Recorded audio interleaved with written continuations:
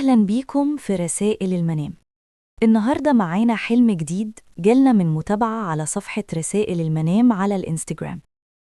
خلينا نبدأ ونسمع الحلم.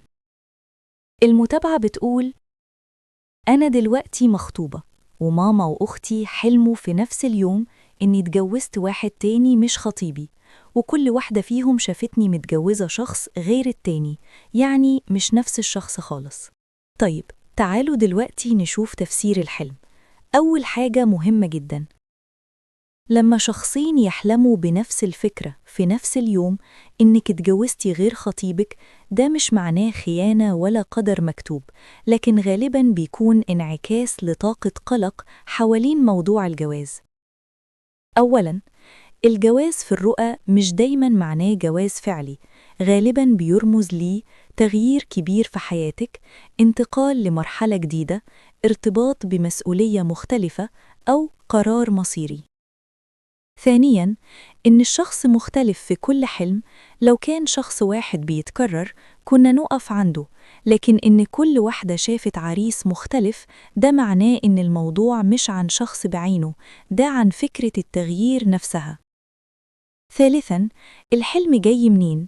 في الغالب الحلم جاي من قلق عند ماما أو أختك من الخطوبة، يمكن عندهم تساؤلات أو خوف عليكي، أو تفكير في مستقبلك، طاقة حيرة أو تفكير عندك أنتي، حتى لو مش معترفة بده.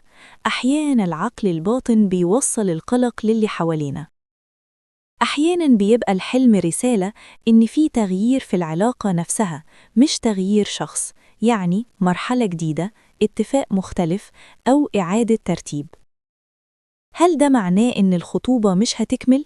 لأ، مفيش في الرؤية رمز مباشر لفسخ. الرؤية بتتكلم عن استبدال صورة مش انفصال.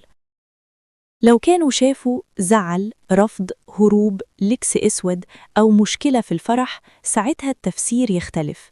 لكن مجرد جواز من شخص تاني بدون تفاصيل سلبية يبقى رمز تغيير، والله أعلم. لو حلمك قريب من اللي اتقال في التفسير ده، اكتبيلي في الكومنتات تحت الفيديو، واللي عنده حلم محيره أو متكرر يشاركه برضه في الكومنتات بالتفصيل، يمكن تفسير صغير يبدل إحساسك ويطمنك. ما تنسوش تعملوا اشتراك وتفعلوا الجرس، وتستنوا تفسير حلم جديد من رسائل المنام.